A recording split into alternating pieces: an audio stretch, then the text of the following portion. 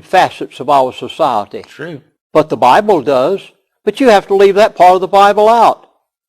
And he said it wasn't. Now this is the Tocqueville saying. I'm reading his words. The others I added. He said, not until I went to the churches of America and heard her pulpits aflame with righteousness did I understand the secret of her greatness and power. America is great because America is good. And if America ever ceases to be good, America will cease to be great. Amen. And that's where we are today. We have ceased to be good. Our perverted Hollywood movies have been sent all over the world. We have perverted the world with a democracy instead of a republic, Article 4, Section 4 of the Constitution of the United States of America. And we've taken the preachers out of the pulpits and made panty waists out of them. And nobody can stand up and call a spade anymore, except Lindsey Williams and a few talk show hosts. I think the only hope for America. But Benjamin Franklin put it quite well, too. You remember who Benjamin Franklin did. He was one of the signers of the Constitution. Mm-hmm. Great man of God. I know some people doubt about who he was, but I think there was a great evangelist back in those days. One of the flaming evangelists had a great influence on this man's life. And he was a great politician. And in some ways, he definitely had things straight, but he said it before the Congress. And I'd like to read you 2 paragraphs of Benjamin Franklin before the Congress of the United States of America. The small progress we have made is, methinks, a melancholy proof of the imperfections of human understanding. In this situation of this assembly, groping, as it were, in the dark to find political truth and scarce able to distinguish it when it is presented to us, how has it happened, sir, that we have not hitherto once thought of humbly applying to the Father of lights to eliminate our understanding? In the beginning of the contest with Britain, when we were sensible of danger, we had daily prayer in this room for divine protection. Our prayers, sir, were heard and were graciously answered. I have lived, sir, a long time, and the longer I live, the more convinced proof I see of this truth, that God governs in the affairs of men. Amen. And if a sparrow cannot fall to the ground without his notice, it is probably that an empire can rise without his aid. We have been assured, sir, in the scarce writings, that except the Lord build the house, they labor in vain that build it. That's right. I firmly believe this, and also believe that without his concurring aid, we shall scarce in this political building no better than the builders of Babel. I therefore beg leave to move that henceforth prayer, imploring the assistance of heaven and its blessings on our deliberations, be held in this assembly every morning before we proceed to business, and that one or more of the clergy of this city be requested to officiate in this service. Excellent. Benjamin Franklin. I say the same thing.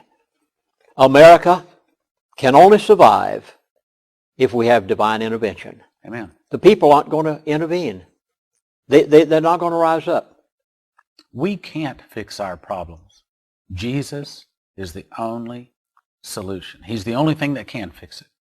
Just like we can't save ourselves, Jesus is the only thing that fixes this nation. And until this nation turns to Jesus, wholesale, nationwide, a sweeping revival, we're not going to turn around. Well, here goes. This is going to be very potent. Something woke me up this morning at 6 o'clock. And I revised my number 3, reality. And the next few pages is what I heard. The elite have a God. I know this. You see, I lived with these people 3 years. I sat across the dinner table. I lived in the same dorms.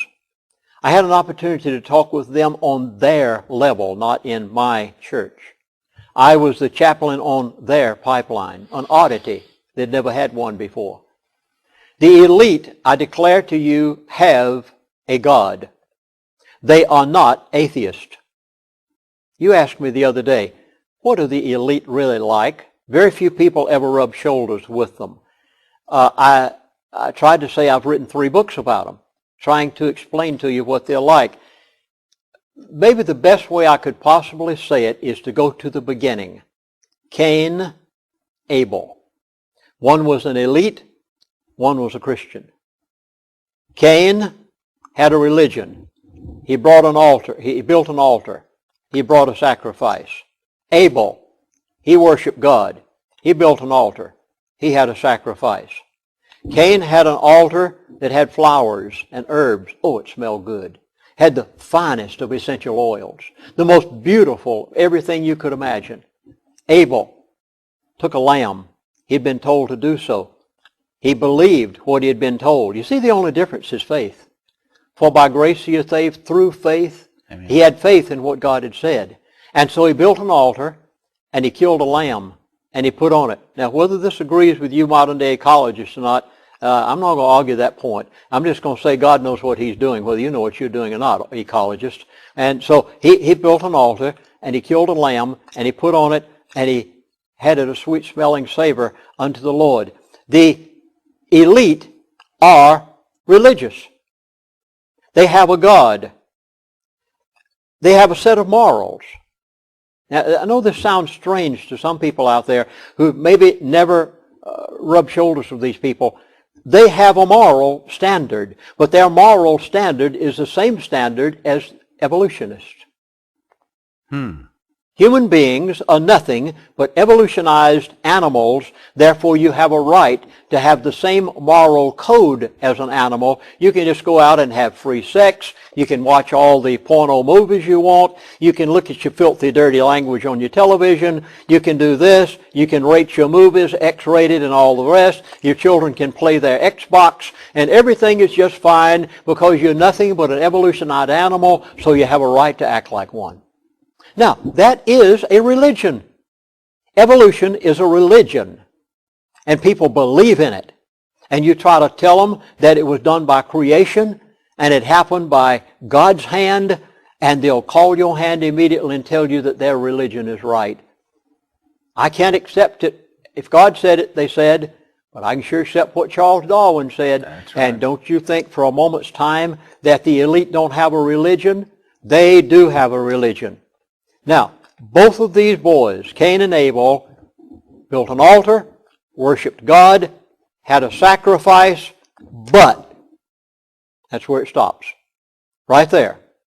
At that point, everything changes pictures. I'm meddling now. Definitely. George Bush. God bless America. I have a question for you. Which God? Yeah. Which God? I must, here it is right here. It's in the Bible, Luke chapter 4, and I'm going to begin. You remember Christ. He now has been baptized. John the Baptist has announced him as the Messiah on the earth, and he begins his ministry, and the first place he goes, and of course, everything was taken care of, but John being the one to say he's here. And then he goes out and he's tempted of the devil. He had to be tempted to prove that he could not sin. And he didn't. He was perfect. He was God in the flesh. And here it is. And the devil, taking him up into a high mountain, showed him all the kingdom of the world in a moment of time. And the devil said unto him, all this power will I give thee, and the glory of them. For that it is delivered unto me, Satan said, and to whomsoever I will I give it. Oh, I love what Christ said. he came back and said,